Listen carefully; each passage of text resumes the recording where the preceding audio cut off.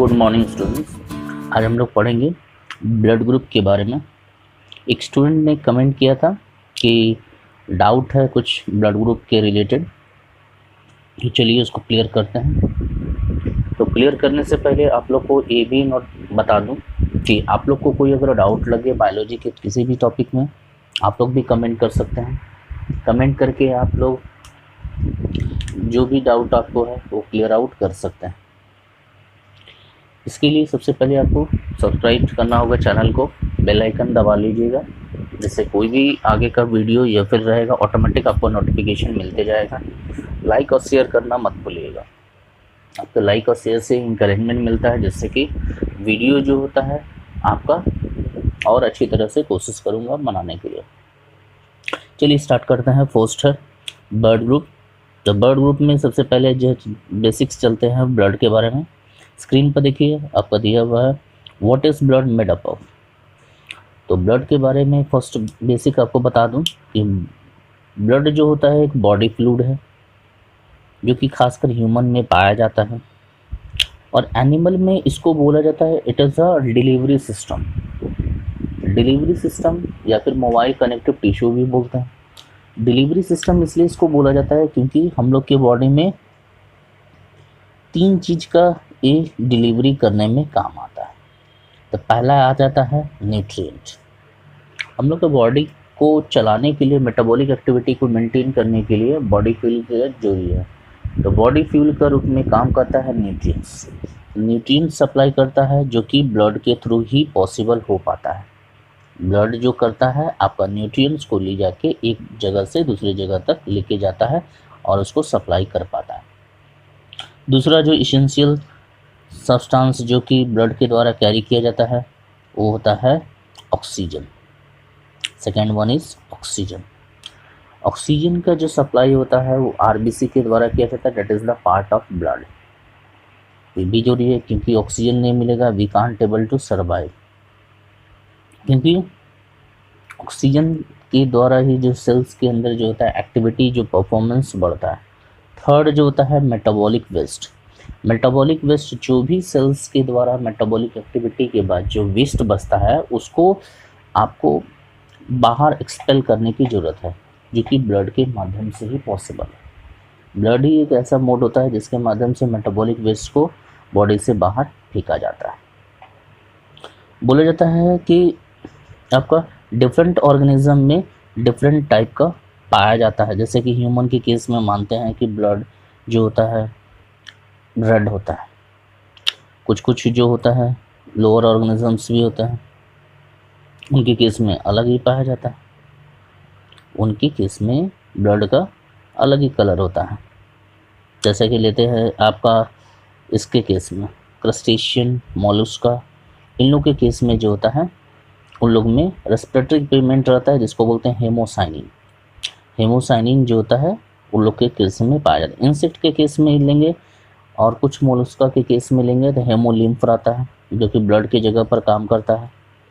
ज़्यादातर इंसेक्ट के केस में जो होता है ट्रैकियल सिस्टम भी पाया जाता है। आर्थ्रोपोड्स के केस में भी हेमोलिम्फ रहता है। ह्यूमन बॉडी के केस में जो रहता है रेस्पिरेटरी पिगमेंट रहता है जिसको बोलते हैं हेमोग्लोबिन। हेमोग्लोबिन की स्ट्रक्चर की बात करेंगे तो बीच में आयरन और 4 जो होता है ग्लोबुलिन प्रोटीन होता है। 4 globulin protein. This is the structure of haemoglobin. Haemoglobin का स्ट्रक्चर होता है, और ये जो 4 ग्लोबुलिन प्रोटीन है इसके जगह पर ऑक्सीजन का बाइंडिंग होता है। ऑक्सीजन के बाइंडिंग होने के बाद हेमोग्लोबिन जो रहता है ऑक्सीजन को ट्रांसपोर्ट करने में मदद कर पाता है। इसीलिए हेमोग्लोबिन को रेस्पिरेटरी पिगमेंट भी बोलते हैं। और रेड कलर का हेमोग्लोबिन जो होता है या फिर आरबीसी जो ब्लड होता है ड्यू टू हेमोग्लोबिन, और हेमोग्लोबिन जो रेड होता है due to presence of iron.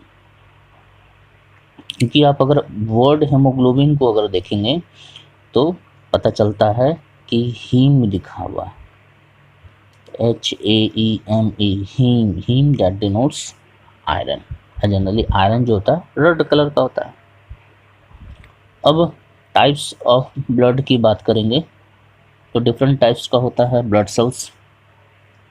तो सबसे पहले थोड़ा बेसिक्स चलते हैं, ब्लड का कितना पार्ट होता है।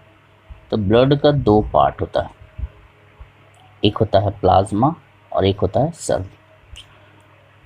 ब्लड में जो प्लाज्मा जो होता है ये लगभग आपका 55% ऑफ द ब्लड पाया जाता है, मतलब ब्लड का वॉल्यूम का 55% जो होता है प्लाज्मा होता है। अब उस प्लाज्मा के अंदर 92% by the volume will be water, लगभग 92% वाटर रहता है। उसके अंदर प्रोटीन्स रहता है, ग्लूकोज रहता है, मिनरल आयंस रहता है, हॉर्मोन्स रहता है, कार्बन डाइऑक्साइड रहता है और उसी के अंदर ब्लड सेल्स भी रहता है। इसमें जो मेन जो आता है कि प्लाज्मा के अंदर एक जो होता है मेन प्रोटीन पाया जाता है जो कि बॉडी को मेन हेल्प करता है, जिसका नाम है एल्बुमिन। याद रखिएगा, albumin is the main protein in the plasma. Plasma के फंक्शन की बात करेंगे तो प्लाज्मा का मेन फंक्शन होता है regulate the colloidal osmotic pressure of the blood. और ऑस्मोटिक प्रेशर को मेंटेन करता है प्लाज्मा के द्वारा। सेल्स की बात करेंगे, अब सेल्स की तरफ आता है तो सेल्स जो होता है ब्लड का 45% होता है। 3 टाइप का सेल्स होता है, that is RBC, WBC and platelet. अब आरबीसी को इरिथ्रोसाइट्स बोलते हैं।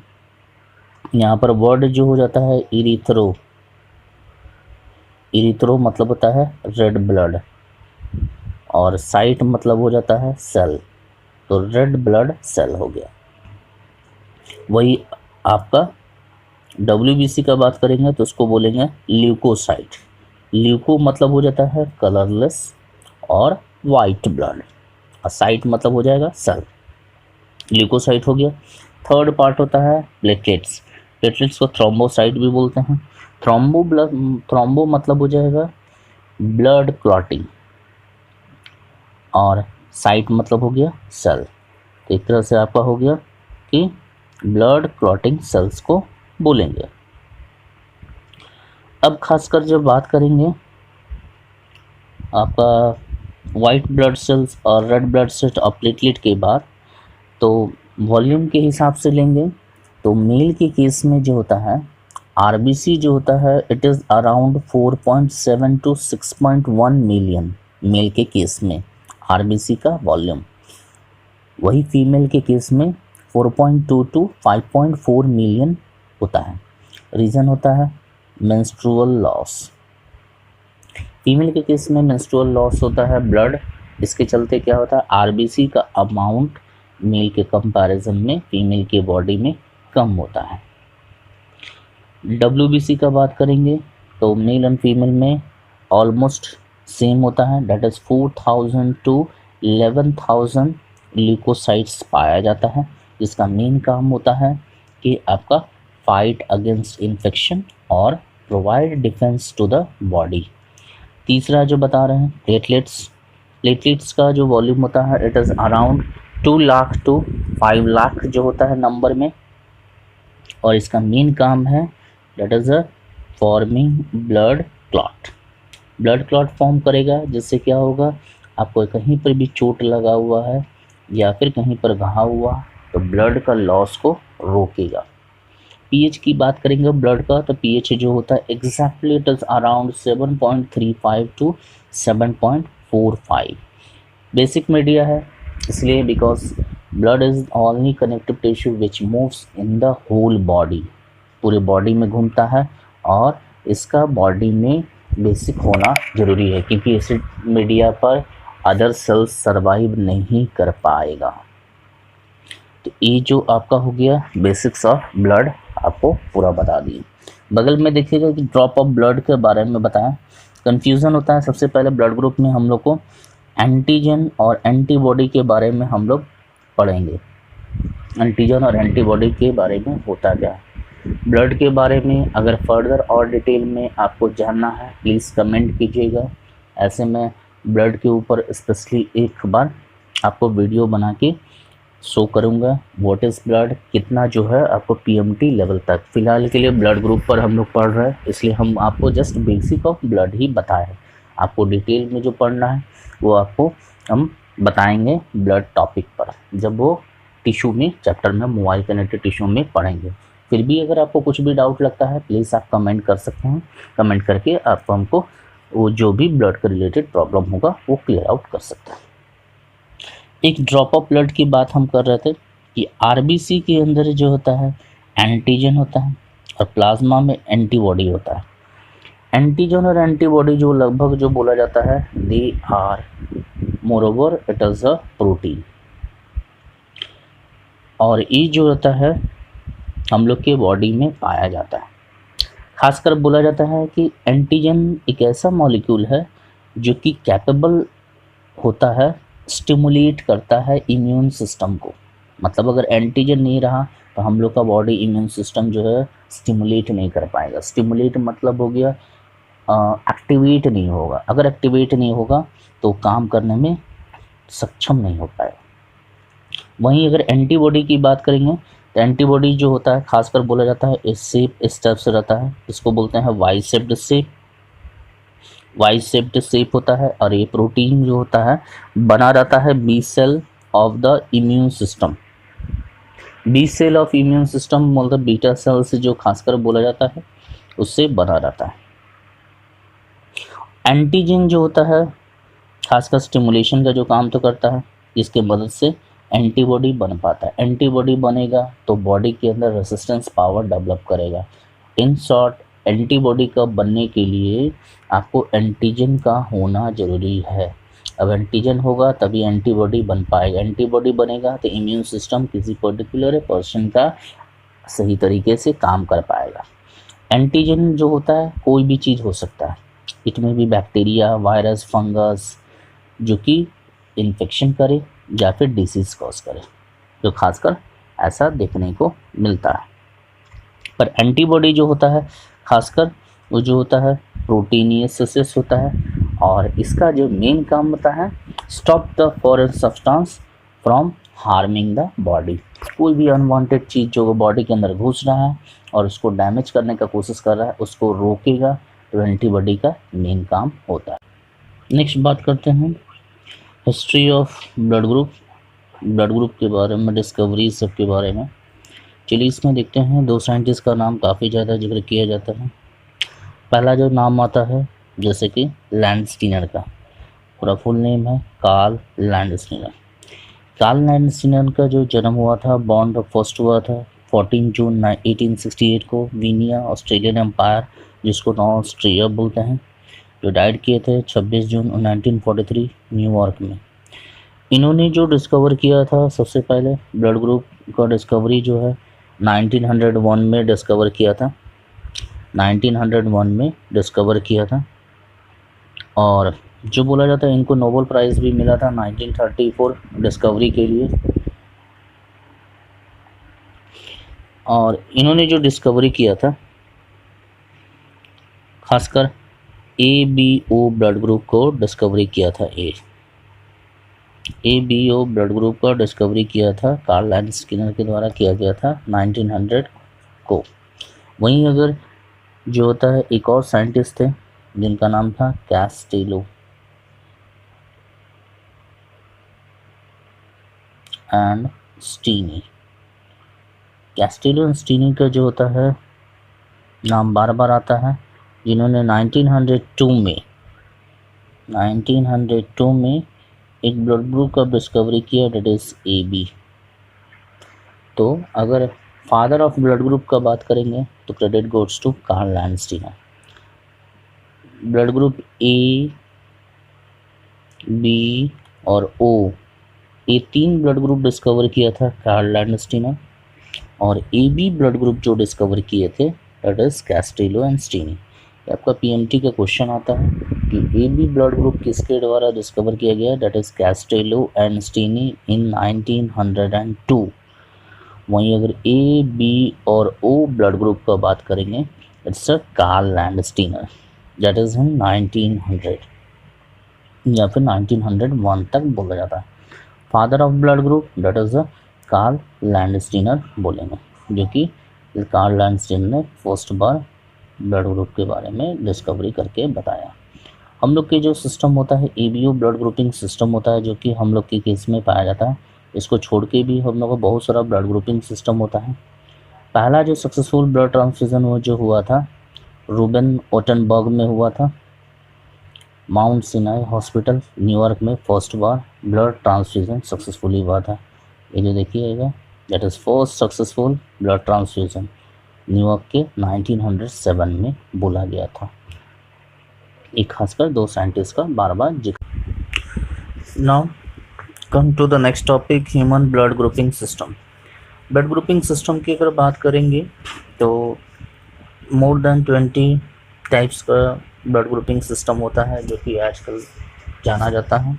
जैसे कि लेविस ब्लड ग्रुप है, एमएनएस ब्लड ग्रुप है, केल ब्लड ग्रुप हो गया, डफी हो गया, बॉम्बे ब्लड ग्रुप हो गया। बहुत सारा ग्रुपिंग सिस्टम है जो कि अभी फ़िलहाल डिस्कवर कर दिया गया है, पर ये सब ज़्यादा इम्पोर्टेंट नहीं है, मच क्लिनिकल इम्पोर्टेंस नहीं बोला जाता है, क्योंकि रेयरली पाया जाता है। पर हम लोग जो फॉलो करते हैं that is ABO blood grouping system, जो कि कॉमनली इंडिविजुअल में देखा जाता है। तो चलिए चलते हैं ह्यूमन ब्लड ग्रुपिंग सिस्टम में। ब्लड ग्रुपिंग सिस्टम का सबसे पहले लेविस ब्लड ग्रुप और एमएनएस ब्लड ग्रुप जो होता है कुछ हद तक ज़्यादातर में पाया जाता है, पर बहुत रेयरली रहता है। तो हल्का सा आप लेविस और एमएनएस के बारे में पढ़ लेते हैं, उसके बाद एबीओ ब्लड ग्रुपिंग सिस्टम को डिटेल में पढ़ेंगे। लेविस ब्लड ग्रुप की बात करेंगे तो पहला जो लेविस ब्लड ग्रुप जो होता है, फर्स्ट जो होता है, नाम जो दिया गया है वो पर्सन लेविस के नाम पर दिया गया है, लेविस ब्लड ग्रुप। अब लेविस ब्लड ग्रुप के अंदर क्या होता है, एंटीबॉडी जो होता है खासकर एंटीजन के साथ रिएक्ट करता है। बॉडी फ्लूइड्स जैसे कि सलाइवा, गैस्ट्रिक जूस एक्सेट्रा जो होता है उसके में एंटीजन जो होता है, इसमें उसको नाम बोलते हैं लेविस एंटीजन। अब लेविस में फर्स्ट बार देखा गया है तो लेविस एंटीजन भी बोलते हैं। लेविस एंटीजन जो होता है खासकर जो होता है बॉडी के इनसाइड बनता है और वो रिलीज करता है बॉडी सिक्रीशन, जो कि आरबीसी के मेम्ब्रेन के द्वारा एब्जॉर्ब हो जाता है, इसलिए इसको सिक्रीटर एंटीजन भी बोलते हैं, जो कि रेयरली देखा जाता है। नेक्स्ट ब्लड ग्रुपिंग सिस्टम है MNS blood group system. Blood group system जो होता है खासकर रिएक्शन करके देखा जाता है, that is NTM, NTN, NTS के ऊपर खासकर देखा जाता है। और ये जो ब्लड ग्रुप होता है हेमोलाइसिस नहीं करता है या फिर बहुत रेयरली करता है। हेमोलाइसिस बोलने का मतलब है, यहाँ पर देखिए पहला वर्ड है haem that is RBC, lysis breakdown, मतलब हेमोलाइसिस इसके केस में नहीं होगा। ये भी खासकर रेयरली पाया जाता है, कॉमनली नहीं देखा जाता है, तो इसको भी हम लोग कम इम्पोर्टेंस देते हैं और कम स्टडी करते हैं। थर्ड जो ब्लड ग्रुपिंग सिस्टम जो कि खासकर बहुत ज़्यादा इम्पोर्टेंट है, जो कि खासकर हम लोग के केस में ज़्यादातर पाया जाता है, that is ABO blood grouping system. इससे पहले जैसे Lewis blood group, MNS blood group जो कि पढ़े, जो कि रेयरली मिलता है और कम पाया जाता है। एबीओ ब्लड ग्रुप जो होता है जो कि ज़्यादातर कॉमनली पीपल में देखा जाता है, और ये जो एबीओ ब्लड ग्रुपिंग सिस्टम जो किया जाता है मेनली किया जाता है आरबीसी के ऊपर। आरबीसी जो होता है that is red blood cell, इसके सरफेस पर एंटीजन का प्रेजेंस होना, जैसे कि एंटीजन ए है, एंटीजन बी है, इसका प्रेजेंस होना देखा जाता है। अगर किसी आरबीसी के सरफेस के ऊपर सिर्फ एंटीजन ए प्रेजेंट है तो बोलेंगे ए ब्लड ग्रुप। अगर किसी आरबीसी के सरफेस पर एंटीजन बी प्रेजेंट है तो बोलेंगे बी ब्लड ग्रुप। वहीं अगर किसी आरबीसी के सरफेस के ऊपर एंटीजन ए और एंटीजन बी दोनों प्रेजेंट है तो उसको बोलेंगे ब्लड ग्रुप ए बी। वही अगर आरबीसी के सरफेस पर कोई भी एंटीजन प्रेजेंट नहीं है तो उसको बोलेंगे O blood group. Clear out है आपको? Antigen A and antigen B के ऊपर होता है कि आरबीसी के ऊपर कौन सा मौजूद है। डिस्कवरी में मैंने बताया था कि ब्लड ग्रुप का डिस्कवरी जो किया गया था कार्ल लैंडस्टीनर के द्वारा जो हुआ था, जो कि इसलिए उनको फादर ऑफ ब्लड ग्रुप भी बोलते हैं। दूसरा चीज़ है कि कार्ल लैंडस्टीनर के द्वारा ए ग्रुप डिस्कवर हुआ था, बी ग्रुप डिस्कवर हुआ था और ओ ब्लड ग्रुप डिस्कवर हुआ था। मतलब 3 ब्लड ग्रुप जो है कार्ल एंड सीनर के द्वारा डिस्कवरी हुआ था और किए थे उन्होंने 1900 टू 1901 के में बोलेंगे। वहीं अगर कैस्टिलो स्टीनी का जो बात किए थे जिन्होंने ए बी ब्लड ग्रुप का डिस्कवरी किया था दैट इज 1902 में। तो आपको 3 चीज़ बार बार याद करने के लिए मैं बोल रहा हूँ। That is father of blood group Karl Landsteiner, Karl Landsteiner द्वारा discovery A B O, year 1900 to 1901। दूसरा आपका कैस्टिलो एंड स्टीनी ए बी ब्लड ग्रुप और किस बेस पर ए बी किया जाता है, antigen A and antigen B के प्रेजेंस होना आरबीसी के सरफेस के। अभी तक जो भी आपको ब्लड ग्रुपिंग के बारे में बताएं होप आपको क्लियर होगा। अगर कुछ भी डाउट है please comment in the comment box, जिससे कि मुझे पता चल सके क्या प्रॉब्लम आ रही है और प्रॉब्लम को मैं सॉर्ट आउट कर सकूँ। अभी तक फ़िलहाल मुझे लगता है कि ब्लड ग्रुपिंग के बारे में जो भी पढ़ाया वो क्लियर आउट होगा। फिर भी एंटीजन और एंटीबॉडी का कॉन्सेप्ट थोड़ा कंफ्यूजिंग हो गया होगा कि what is antigen, what is antibody, इसलिए मैं टॉपिक पर चलता हूँ कि एंटीजन और एंटीबॉडी होता क्या है। तो आपको स्क्रीन पर दिख रहे हैं, स्ट्रक्चर दिख रहा है। तो सबसे पहला है कि एंटीजन क्या होता है और एंटीबॉडी क्या होता है। तो सबसे पहले स्ट्रक्चर डिफाइन कर देता हूँ, उसके बाद दोनों के बीच में डिफरेंस बताता हूँ। आप देखिएगा एंटीजन के बारे में बात कर रहे हैं। तो एंटीजन जो होता है इस स्ट्रक्चर में, ये जो पर्पल वाला जो दिख रहा है diagram that is a antigen. Antigen के सरफेस के ऊपर ग्रीन रंग का जो दिख रहा है ग्रीन रंग का एक बाइंडिंग साइट है, इसको बोलते हैं इपीटोप्स। ये इपीटोप्स जो होता है that is a antibody binding site है। आप देख सकते हैं यहाँ पर क्या कि एंटीबॉडी जो है, जो रेड कलर का जो दिख रहा है एंटीबॉडी है। एंटीबॉडी आके इसी इपीटोप्स के साथ बाइंड करता है और एंटीजन एंटीबॉडी रिएक्शन होता है जिसको बोलते हैं एग्लूटिनेशन रिएक्शन, और तभी दोनों काउंटर अटैक कर पाता है। तो एंटीजन की सरफेस पर एंटीजेनिक डिटर्मिनेंट होता है दैट इज कॉल्ड इपीटोप्स और जिसके थ्रू बाइंड अप कर पाता है। चलिए अब डिफरेंस की बात करते हैं। तो सबसे पहले फर्स्ट लेते हैं एंटीजन। एंटीजन जो होता है it may be protein, it may be polysaccharide, it may be lipid, it may be nucleic acid. Again antigen जो होता है प्रोटीन हो सकता है, पॉलीसेकेराइड हो सकता है, लिपिड भी हो सकता है या फिर न्यूक्लिक एसिड भी हो सकता है या फिर एनी फॉरेन पार्टिकल्स भी हो सकता है।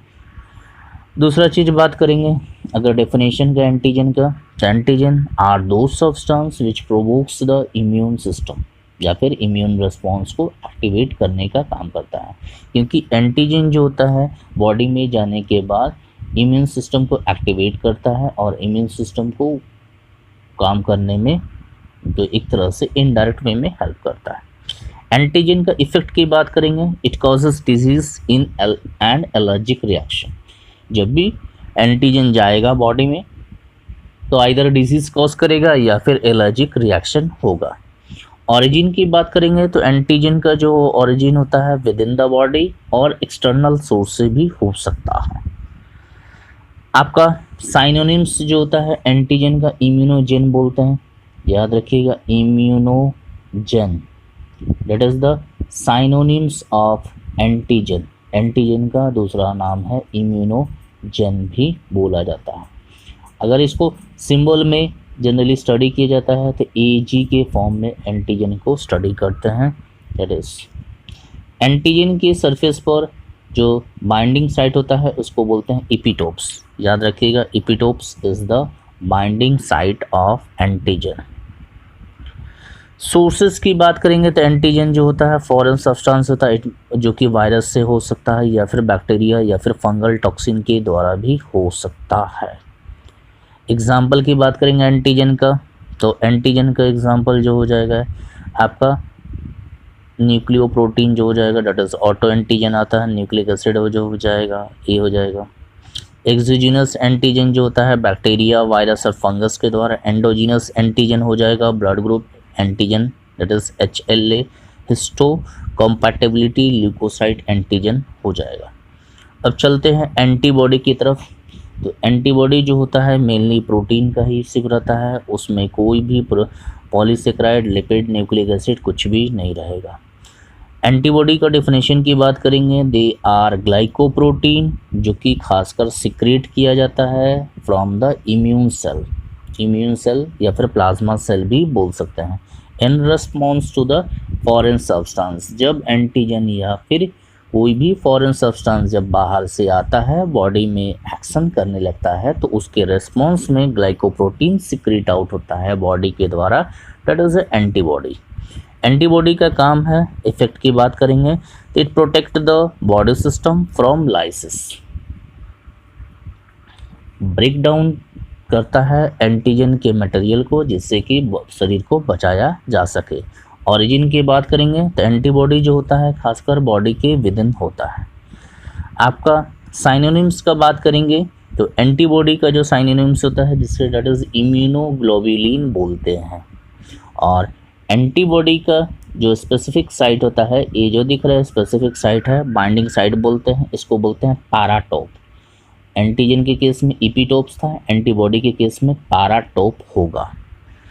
सोर्सेस की बात करेंगे तो बोलेंगे कि एंटीबॉडी जो होता है प्रोड्यूस्ड बाय बी लिम्फोसाइट्स या फिर बी सेल या बीटा सेल्स भी बोलते हैं। एग्जाम्पल की अगर बात करेंगे एंटीबॉडी का तो ब्रेस्ट मिल्क जो हो जाता है जिसके through IgA that is immunoglobulin A, tears हो गया, सलाइवा हो गया, स्वेट हो गया, म्यूकस हो गया, ये सब जो होता है खासकर एंटीबॉडी का एग्जाम्पल हो जाएगा। डायग्राम में देखिए एंटीबॉडी का डायग्राम आपके सामने दिया हुआ, दैट इज दो चेन है, that is light chain, heavy chain, variable region, constant region.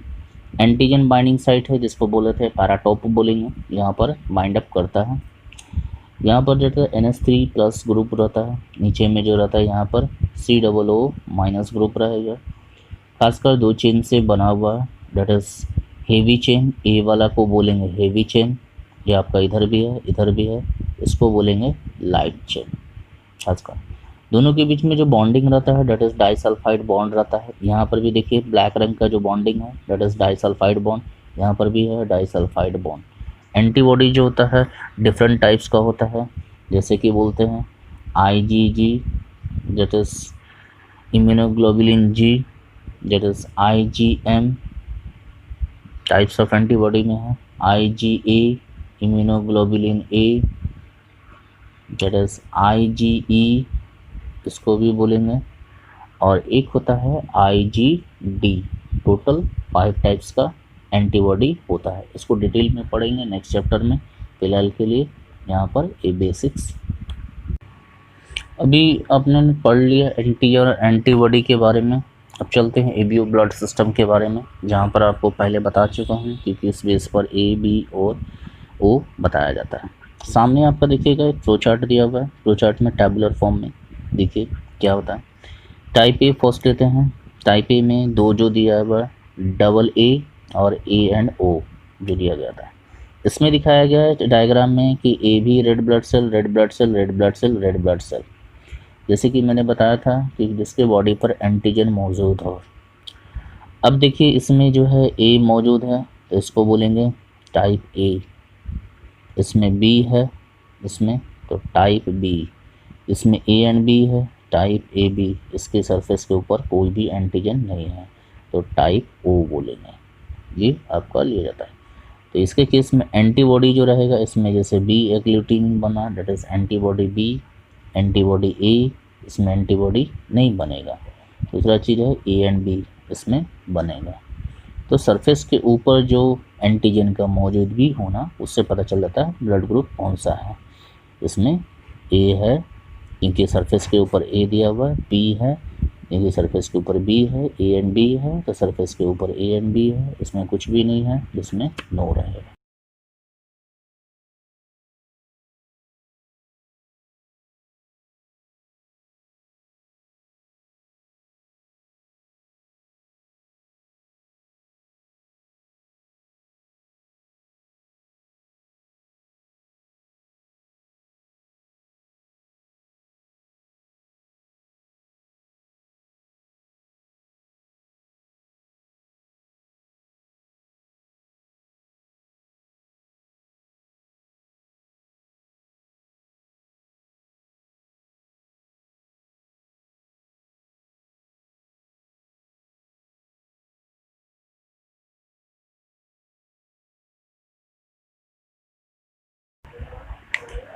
Generally अभी पढ़े ब्लड ग्रुप के बारे में, ए बी ओ और ए बी के बारे में।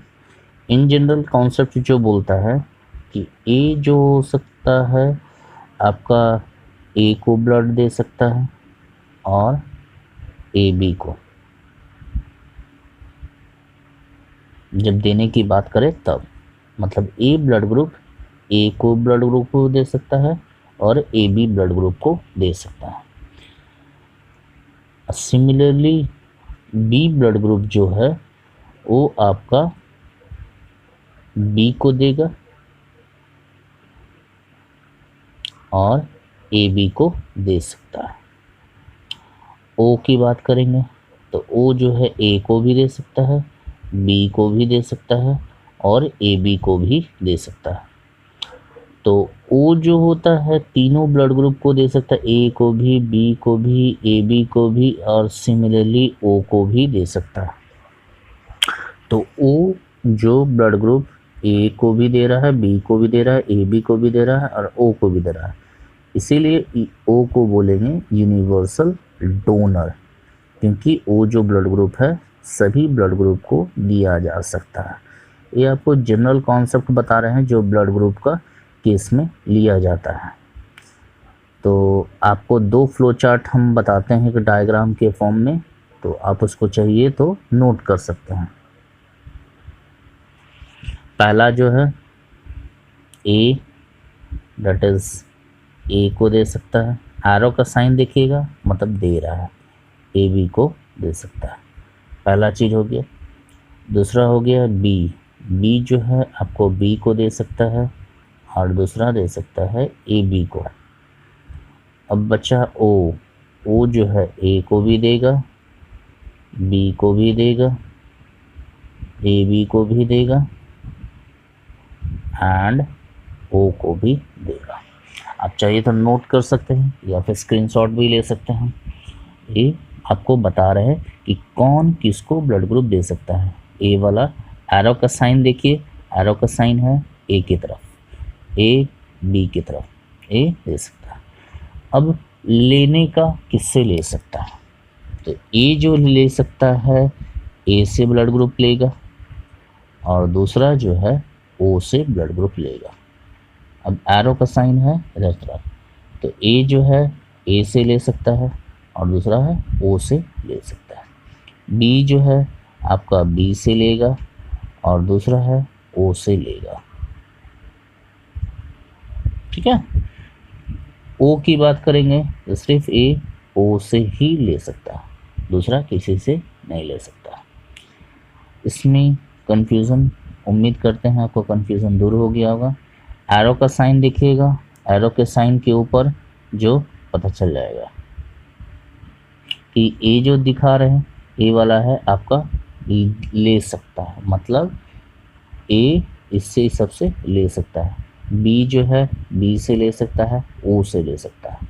ओ जो है आपका ओ से ले सकता है। और इधर साइड वाला है ए दे सकता है, साइड वाला ए जो है ए को दे सकता है, ए जो है ए बी को दे सकता है, बी जो है बी को दे सकता है और बी जो है ए बी को भी दे सकता है। ओ जो है ए को देगा, बी को देगा, ए बी को देगा और ओ को देगा। उम्मीद करते हैं ये तीन ब्लड ग्रुप आपको क्लियर होगा। चौथा जो आता है ए बी का कॉन्सेप्ट आता है। तो ए बी के कॉन्सेप्ट में सिंपल क्लियर कट है, आपको याद रखना होगा ए बी जो है ए बी को ही दे सकता है और किसी को नहीं दे सकता। ए बी दे सकता है और ए बी ले सकता है। ए बी जो है ए बी से दे सकता है और लेने के लिए ए सबसे ले सकता है, ए से, बी से, ओ से और ए बी से। इसीलिए आपका इसको जो बोलेंगे ए बी को बोलेंगे यूनिवर्सल रिसीवर, एक सबसे ले सकता है, ए बी से भी ले रहा है, ए से भी ले रहा है, बी से भी ले रहा है, ओ से भी ले रहा है। ओ को बोलेंगे यूनिवर्सल डोनर, ए को भी दे रहा है, बी को भी दे रहा है, ए बी को भी दे रहा है, ओ को भी दे रहा है, तो यूनिवर्सल डोनर बोलेंगे। That is the basic. ये बेसिक आपको फ्लो चार्ट के फॉर्म में, डायग्राम के फॉर्म में बताया, पर इसके अंदर भी कुछ कॉन्सेप्ट है, डीप लेवल का है, उसको हम लोग स्टडी करते हैं कि क्या होता है। ये जो बेसिक है आपको दिमाग में रखना ज़रूरी है, क्योंकि अगर बेसिक क्लियर रहेगा तभी अंदर का पढ़ पाएंगे कि कौन किसको दे सकता है, कौन किससे ले सकता है। इसमें अगर कोई भी कन्फ्यूज़न होगा please comment in the comment box, जिससे कि मैं आपका डाउट क्लियर कर सकूं, क्योंकि ये जो होता है इम्पॉर्टेंट टॉपिक आ जाता है।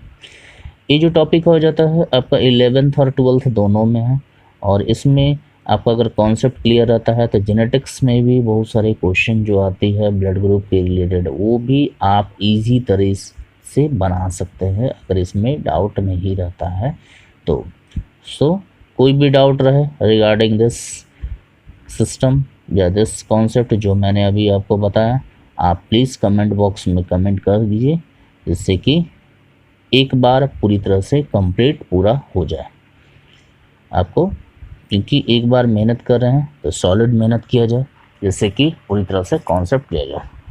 इसके अंदर के जो डीप लेवल का है that is RH system. RH system जो होता है रिसर्च सिस्टम इसको बोलते हैं, इसको RH फैक्टर भी बोलते हैं, जो सबसे बड़ा जो होता है। अब होता क्या है देखिएगा, RH फैक्टर जो होता है एक antigen present on RBC, antigen present on RBC जो होता है, जैसे कि इसको बोलते हैं, अब जिसके ऊपर एंटीजन, जैसे कि RBC है एक RBC, जिसके ऊपर रहेगा एंटीजन इसको बोलेंगे RH पॉजिटिव, जिसके सरफेस के ऊपर नो एंटीजन इसको बोलेंगे RH नेगेटिव। ये जाके बोला जाता है। सरफेस के ऊपर एंटीजन का प्रेजेंस रहना that's indicate the positive RH, और सरफेस के ऊपर नहीं रहेगा इसको बोलेंगे RH नेगेटिव। अभी RH फैक्टर कहाँ से आया, कैसे आया, इसके बारे में थोड़ा सा हिस्ट्री और डिस्कवरी इसके बारे में पढ़ ले, फिर उसके बाद बताएंगे कि RH सिस्टम का क्या इम्पोर्टेंस है हम लोग के ब्लड ग्रुपिंग सिस्टम में। चलिए पहला देखते हैं कि दिस एंटीजन जो है पहला बार डिस्कवर किया गया था लैंडस्टीनर और वीनर के द्वारा। दो साइंटिस्ट का नाम है, दोनों को याद कर लीजिएगा क्योंकि ये इम्पॉर्टेंट है। पहला बार जो RH सिस्टम या फिर RH फैक्टर को फर्स्ट बार नोट किया गया रिसस मंकी में। ये मंकी का नाम है, देख सकते हैं यहाँ पर पिक्चर में एक मंकी का नाम है। उसके ब्लड सेल्स के ऊपर ये एंटीजन का प्रेजेंट होना जो डिनोट करता है RH फैक्टर को। RH एंटीजन दो डिफरेंट टाइप का आता है, इसलिए इसको बोलते हैं मेनी RH एंटीजन प्रेजेंट होता है। और सबसे बड़ा जो होता है D एंटीजन जो होता है ह्यूमन में सबसे बड़ा फैक्टर रखता है।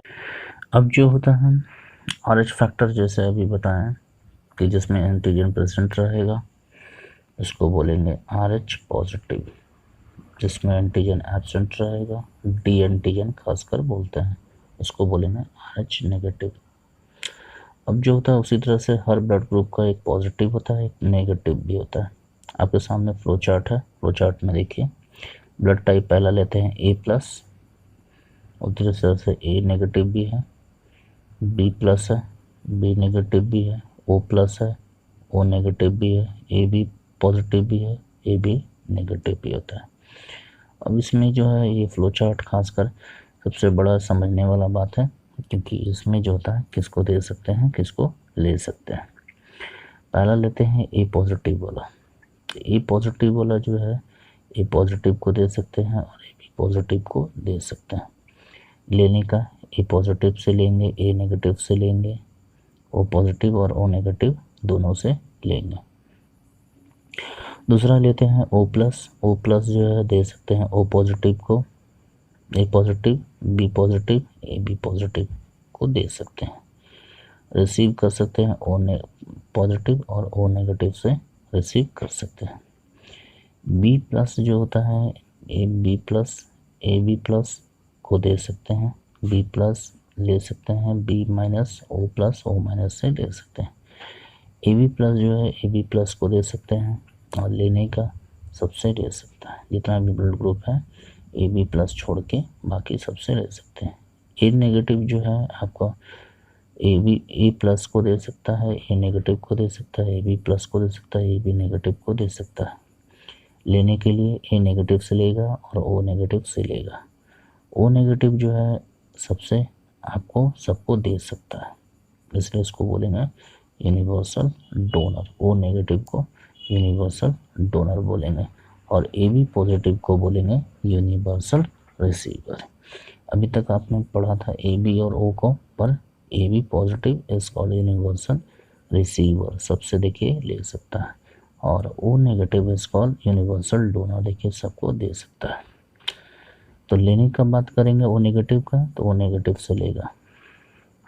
बी नेगेटिव का बात करेंगे, दे सकता है बी पॉजिटिव को, बी नेगेटिव को, ए बी पॉजिटिव को, ए बी नेगेटिव को दे सकता है। लेने का बी नेगेटिव से लेगा, ओ नेगेटिव से लेगा। ए बी नेगेटिव है, ए बी पॉजिटिव को देगा, ए बी नेगेटिव को देगा, ए बी नेगेटिव से लेगा, ए माइनस बी माइनस और ओ नेगेटिव से लेगा। ये जो खासकर होता है आपका पीछे वाला जो चार्ट मैंने बताया था वो याद रखिएगा, और दूसरा जो है आपका ए वाला कॉलम याद रखिएगा कि कैसे कैसे दे सकता है।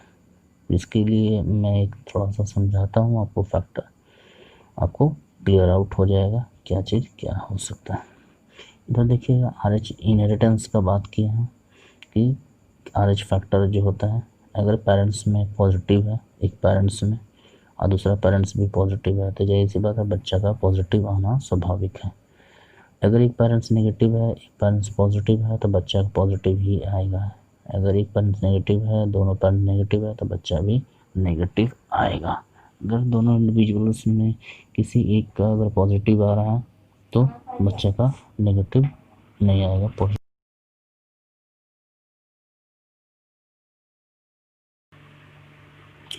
आर एच फैक्टर कैसे इफेक्ट करता है इंडिविजुअल पर, उसके बारे में पढ़ते हैं। चलिए देखते हैं। एक कॉलम बना रहे हैं, फर्स्ट वन फादर, मदर और तीसरा चाइल्ड, 3 कॉलम का। 4 कंडीशन डालते हैं। पहला कंडीशन है फादर कोई भी ब्लड ग्रुप रहे, अगर आर एच पॉजिटिव है, मदर भी आर एच पॉजिटिव है, बच्चा जो लेगा वो नॉर्मल लेगा, नॉर्मल होगा, खासकर पॉजिटिव आएगा बच्चे के अंदर। सेकेंड कंडीशन में लेते हैं, फादर नेगेटिव है, मदर भी नेगेटिव है, बच्चा भी नॉर्मल पैदा लेगा, दैट इज अ नेगेटिव रहेगा, आर एच नेगेटिव रहेगा। तीसरा कंडीशन लेते हैं, नेगेटिव फादर, पॉजिटिव मदर। इस कंडीशन में जो होगा बच्चा जो होगा वो आपका नॉर्मल लेगा और बच्चा के अंदर जो आएगा आर एच पॉजिटिव आएगा। चौथा कंडीशन जो होगा फादर पॉजिटिव, मदर नेगेटिव। इस केस में जो होगा एक तरह से बोलते हैं डेंजरस इफेक्ट, डेंजरस इफेक्ट इसको बोलेंगे। डेंजरस इफेक्ट क्यों बोलेंगे इसको समझते हैं। पहला कंडीशन में जैसे डाले पॉजिटिव है फादर, मदर पॉजिटिव है, बच्चा नॉर्मल जन्म लेगा, दैट इज पॉजिटिव रहेगा। सेकेंड कंडीशन में फादर नेगेटिव है, मदर भी नेगेटिव है, चाइल्ड जो है वो आपका normal, that is a negative. Third condition में फादर जैसे कि बताएं पॉजिटिव नहीं होके नेगेटिव है, मदर पॉजिटिव है, चाइल्ड जो है नॉर्मल लेगा, पॉजिटिव रहेगा चाइल्ड के अंदर। अब जो है फादर अगर पॉजिटिव है और मदर नेगेटिव है तो इसको डेंजरस इफेक्ट कैसे बोलेंगे। क्योंकि जो होगा आपका जैसे कि मेटिंग के बाद, कॉपुलेशन हो जाने के बाद, तो कॉपुलेशन हो जाने के बाद जो होगा आपका फादर जो पॉजिटिव है कोई भी ब्लड ग्रुप है और मदर जो नेगेटिव है, तो जब पॉजिटिव वाला नेगेटिव वाला के पास आएगा तो इसके बॉडी के अंदर, मतलब मदर के बॉडी के अंदर अनवांटेड रिएक्शन होगा, क्योंकि ये जो पॉजिटिव वाले को, जिसके पास एंटीजन मौजूद है और इसके पास एंटीजन एब्सेंट है, तो बॉडी इसको डिटेक्ट करता है एज ए एनिमी, इसको खुद का दुश्मन मानेगा।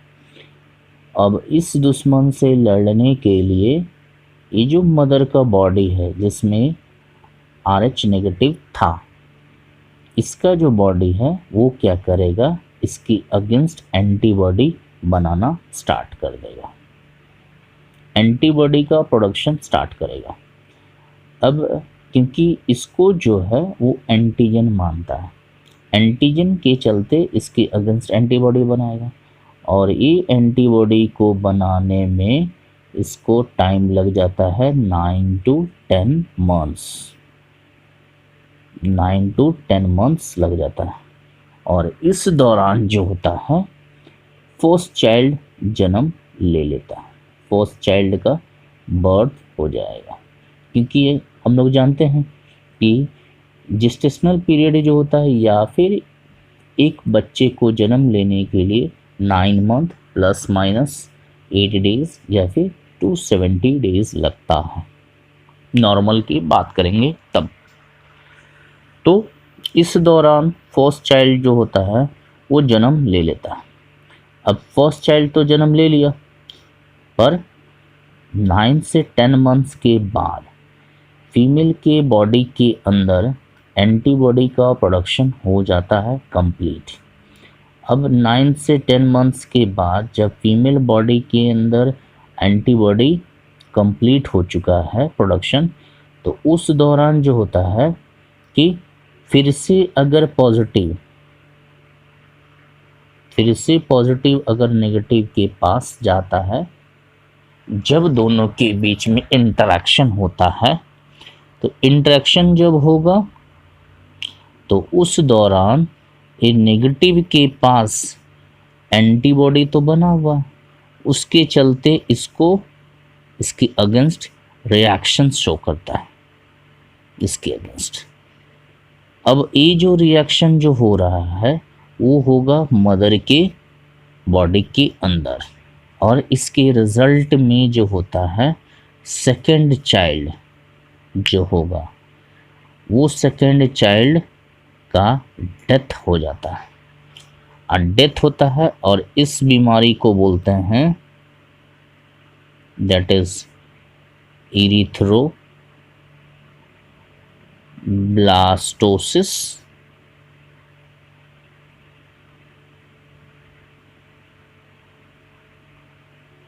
फेटालिस। इस बीमारी को बोलते हैं erythroblastosis fetalis. Erythro that is RBC, blastosis that is फट जाना, that is called burst होना, फिटालिस मतलब फीटस के अंदर। अगेन बता रहा है, इरिथ्रो हो गया RBC, ब्लास्टोसिस हो गया बर्स्ट या फिर फट जाना, फिटालिस हो गया फीटस के अंदर। इसका मतलब है कि सेकेंड चाइल्ड ऑनवर्ड कोई भी बच्चा जन्म लेगा, उसके अंदर ये रिएक्शन होना स्वाभाविक है। इसका मतलब है एंटीजन एंटीबॉडी का रिएक्शन होगा, जिसके कारण ये डिजीज़ होगा, जिसके चलते पूरा RBC का फट जाएगा चाइल्ड के अंदर का, जिसके चलते फर्स्ट चाइल्ड के बाद जो भी बच्चा लेगा, second time, third time, fourth time, fifth time, six time, जितना भी, सब का सब डेथ हो जाएगा बिकॉज ऑफ दिस डिसऑर्डर। या फिर इसको बोल सकते हैं हेमोलाइसिस भी बोलते हैं। Haemo that is a blood, lysis मतलब ब्रेक डाउन। तो हेमोलाइसिस ब्लड का ब्रेक डाउन हो रहा है चाइल्ड के अंदर। यहाँ पर भी हम सेम चीज़ बता रहे हैं, इरिथ्रोब्लास्टोसिस फेटालिस। अब जो होता है इस केस में आपका जितना भी होगा एंटीजन एंटीबॉडी रिएक्शन, तो लगातार बच्चे का डेथ होगा। सिर्फ पहला बच्चा जो होगा वो नॉर्मल पैदा लेगा, सेकंड बच्चा के बाद जो भी होगा वो आपका डिसऑर्डर या फिर डेथ। पहले मैंने बताया ब्लड ग्रुप के बारे में कि जो बेसिक्स जो ब्लड ग्रुप होता है, जिसमें 4 टाइप का बताया कि आपको फ्लो चार्ट के फॉर्म में। पहला जो बताया ए जो है ए को दे सकता है, ए बी को दे सकता है, बी को दे सकता है, ए बी को दे सकता है, ओ चारों को देगा, ए को भी, बी को भी, ए बी को भी और ओ को भी। ए बी जो है सिर्फ ए बी को देगा, ये मैंने आपको पहले बता दिया। ये जो general basic blood grouping system, A को देगा, ए बी को देगा, बी को देगा, ए बी को देगा, ओ ए को देगा, बी को देगा, ए बी को देगा, ओ को देगा, ए बी को देगा। ये जो है आपको दे सकता है। लेने का बारी अगर करेंगे तो किससे ले सकता है, तो ए जो है ए से लेगा और ओ से लेगा, बी जो है बी से लेगा और आपका ओ से लेगा, और ओ जो है सिर्फ ओ से लेगा, और ए बी जो होता है चारों से लेगा, ए से भी, बी से भी और ए बी से भी और ओ से भी, चारों से। ये मैंने डिटेल में आपको पीछे बता चुका है। आपको 2 चीज़ का ध्यान देना है। पहला एरो का साइन, मैं बार बार बोल रहा हूँ, एरो का साइन याद रखेगा। एरो का साइन जिधर की तरफ रहेगा मतलब उधर की तरफ जा रहा है ब्लड। जैसे कि पहला लेते हैं ए वाला में देखिए एरो का साइन है ए की तरफ, मतलब ए के अंदर दिया जा सकता है।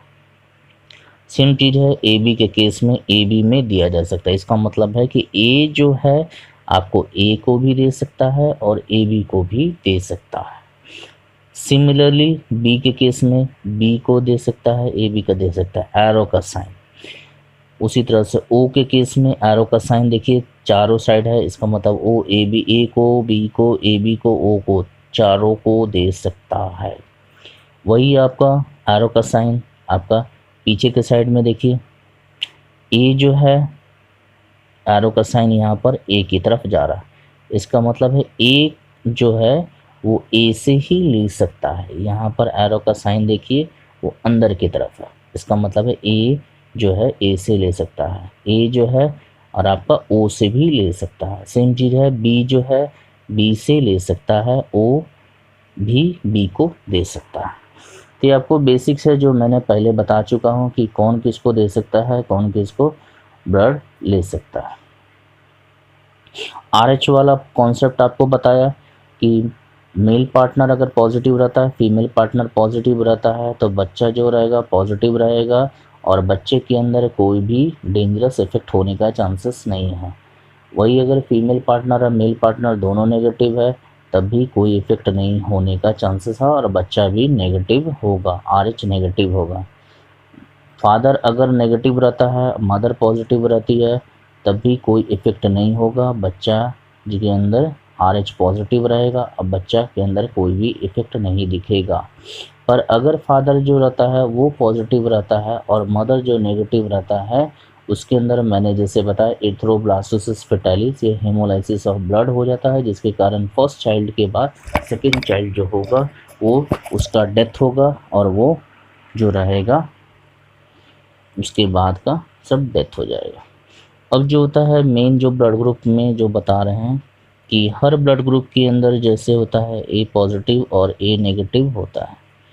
अभी जैसे कि ए ब्लड ग्रुप का ले रहे हैं, मैं ए को डिटेल में समझा दे रहा हूँ, आप उसी तरह से बी, ओ और ए बी को बनाइएगा, आपको क्लियरली समझ में आ जाएगा। ए ब्लड ग्रुप है तो ए जो है अभी जैसे मैंने पढ़ा कि ए को दे सकता है और ए बी को दे सकता है। लेने का बारी करेंगे तो ए से ले सकता है और ओ से ले सकता है। ये आपको कॉन्सेप्ट में याद रखना है, इसी को यूज़ करके हम लोग बनाएंगे। तो सबसे पहले लेते हैं ए पॉजिटिव का बारी करते हैं। ए पॉजिटिव किससे लेगा, पहले हम लेते हैं रिसीव, आर इंडिकेट रिसीव, किससे ए पॉजिटिव लेगा। तो सबसे पहले इसमें हमको ज़्यादा कुछ नहीं सोचना है, देखना है कि कौन सा ब्लड ग्रुप की बात कर रहे हैं, ए है। यहाँ पर देखिए ए है, तो रिसीव का इधर वाला है और इधर वाला है डोनेट का। तो रिसीव में ए है और ओ है, सिंपल आपको ए एंड ओ बैठा देना है। साइन यहाँ पर नेगेटिव है, नेगेटिव बैठा दीजिए, हो गया। अब जो है नेगेटिव से ए नेगेटिव से लेगा, ओ नेगेटिव से लेगा। पॉजिटिव वाला नेगेटिव के पास नहीं जाएगा, आर एच फैक्टर में मैं बता चुका हूँ। तो इसका मतलब ए नेगेटिव जो है ए नेगेटिव से लेगा और ओ नेगेटिव से लेगा, पॉजिटिव वाला नेगेटिव के पास नहीं जाएगा। तो कभी भी ए पॉजिटिव और ओ पॉजिटिव ब्लड ग्रुप कभी भी ए नेगेटिव इंडिविजुअल को ब्लड दे सकता है, कभी भी नहीं देगा। वही अगर डोनेट की बात करेंगे तो ए नेगेटिव जो है किसको ब्लड ग्रुप दे सकता है। तो चलिए हम लोग पढ़ते हैं कि ए नेगेटिव किसको देगा, डोनेट का बात करते हैं। तो इधर देखिए डोनेशन वाला में ए है और ए बी है, तो सिंपल आपको ए एंड ए बी लिख देना, हो गया। तो पहले जो है नेगेटिव है, आपको नेगेटिव साइन यहाँ पर पुट कर देना, हो गया, नेगेटिव साइन पुट कर दिया। अब जो है कि पॉजिटिव होगा कि नहीं, तो आपको याद रखना है नेगेटिव पॉजिटिव के पास जा सकता है।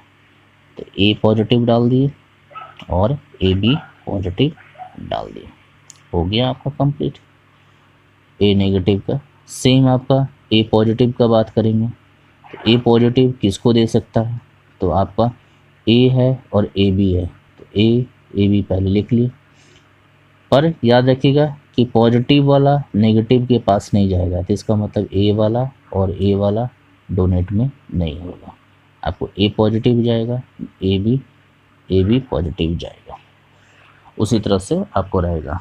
होप आपको समझ में आ गया होगा। इसी तरह से आप ए बी ओ और ए बी को खुद से बना के देखिए, उसके बाद मैंने फ्लो चार्ट दिया है उससे मैच करवाइए। फिर भी अगर प्रॉब्लम लगता है आप कमेंट बॉक्स में कीजिए कमेंट, और उसके बाद मुझे बताइए, मैं फिर से आपको बताने के लिए रेडी हूँ। और जब तक आपको डाउट क्लियर नहीं होता, जस्ट गो थ्रू इट।